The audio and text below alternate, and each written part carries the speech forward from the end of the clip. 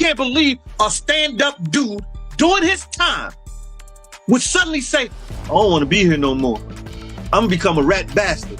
The whole mess involving Lil Meech, 50 Cent, and Big Meech is spiraling out of control, and it's starting to look like an all-out showdown. If you haven't been keeping track, there's been some real tension building up between the two, and trust me, 50 Cent is not holding back at all. Recently, he's been going public, blasting Big Meech, accusing him of all sorts of snitching behind the scenes. And this isn't just some minor accusation either. 50's airing it all out for the world to see. He's made it clear to everyone that he's not about to back down. Naturally, Lil Meech isn't about to let this slide, especially with his father's reputation on the line. But to make things even messier, Big Meech's grand welcome back legacy concert, meant to be a huge celebration of his return, just got cancelled out of nowhere. This was supposed to be a big moment, a statement that Meech's influence is alive and well, but now it's like the whole event was shut down before it could even kick off. People are speculating. Is this pressure from law enforcement? Internal issues? Or maybe, just maybe, 50 Cent himself had a hand in pulling the strings? Either way, it's only making things more complicated. Obviously, Lil Meech wasn't going to sit back and let his dad's name get dragged through the mud. He came for 50 Cent directly, making it clear that no one was going to mess with his father's legacy. Let's be real, when it comes to loyalty, Lil Meech rides hard for Big Meech. Now, for those of you who might not be familiar with Big Meech, let me break it down for you. Demetrius Big Meech. Flannery is the co-founder of the notorious Black Mafia family, aka BMF. We're talking about one of the most powerful and infamous drug organizations in American history. BMF wasn't just a street crew, they ran an empire that spanned across several states, and they were deeply tied to the hip-hop world in the 90s and early 2000s. They were pulling in millions, and they weren't just moving weight. They were infiltrating the music industry, using their record label as a front to launder all that street money. Big Meech's name carried weight in the streets and the rap game. Rappers, producers, everyone wanted to be connected to BMF because of its undeniable influence. Fast forward to today, and while Big Meech is out of prison, people are still talking about him.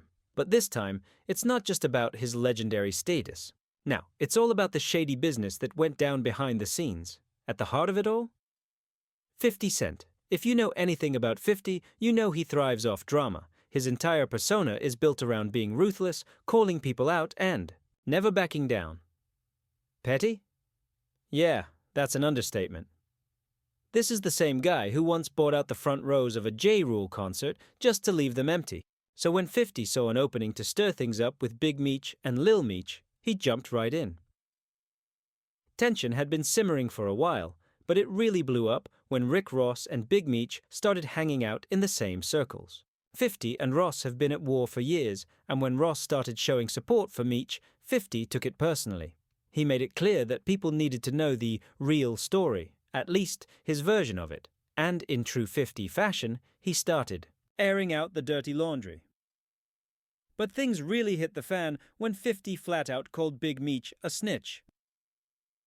Now, I know what you're thinking. How can 50 call Big Meech a snitch when everyone sees him as one of the realest guys to ever do it? Meech's reputation has always been tied to loyalty, silence, and never folding. So this accusation? It's wild. But here's the thing. 50 wasn't just talking out of his behind, he was responding to a post from Rick Ross, who was out here promoting Big Meech's Welcome Back concert. Instead of ignoring it, 50 saw an opportunity to stir the pot, and that's when he started dropping receipts. What was supposed to be a big comeback for Big Meech turned into one of the most heated debates in hip-hop. People started picking sides. Some are saying 50 is just stirring the pot, while others believe he's exposing the truth no one wants to admit. But one thing is for sure. This drama isn't going anywhere. Back in 2008, Big Meech was sentenced to 30 years in prison for his role in running BMF.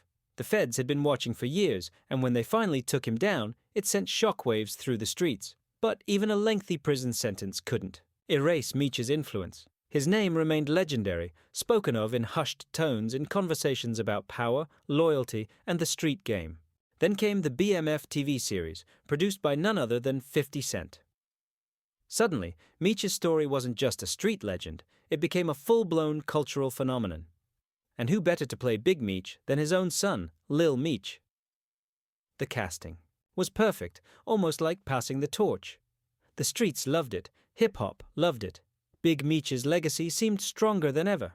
Now, with Big Meech out of prison, the conversation has shifted. It's not just about his legacy anymore, it's about the questionable dealings that went down behind the scenes. And, right in the middle of it all, 50 Cent.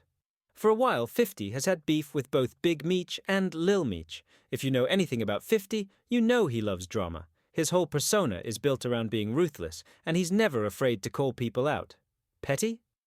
That's just who he is. When 50 saw an opportunity to mess with Big Meech and Lil Meech, he took it. The feud really ignited when Rick Ross and Big Meech were spotted together.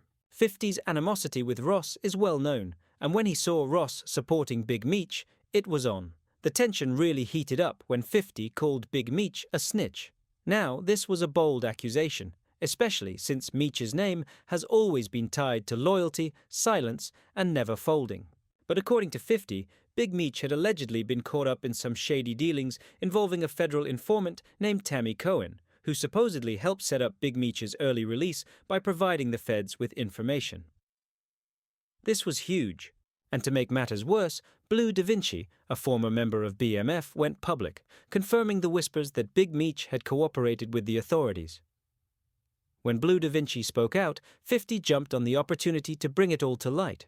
He didn't just talk about it, he posted receipts, making sure everyone knew that Big Meech's reputation might not be as solid as everyone thought. But the streets weren't having it. Meech's name has always been associated with loyalty and silence, and the idea that he might have snitched was too much for many to believe.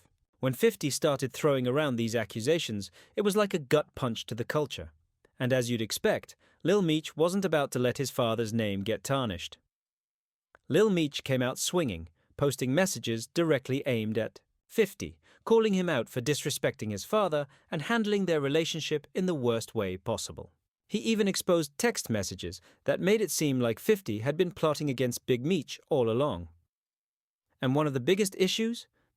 50 had unfollowed Lil Meech on Instagram and started managing Skillet Baby, a rapper who was part of 50's camp.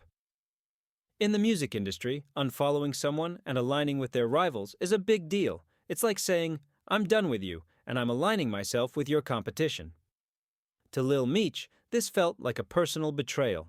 He wasn't just hurt by the business move, he was hurt by the lack of loyalty. But 50 wasn't backing down. Instead of showing sympathy, 50 trolled the situation even further, posting a savage message on Instagram, implying that Lil Meech's career was finished and he'd end up on Love and Hip Hop Atlanta.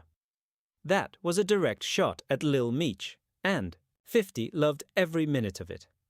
As the drama unfolded, rumors started circulating that 50 Cent was behind the cancellation of Big Meech's concert.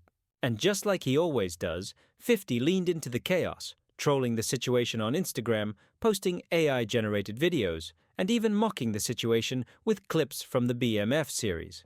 In typical 50 fashion, when the backlash started coming in, he flipped the script and denied any involvement in getting the concert cancelled, but of course he did it in the pettiest way possible.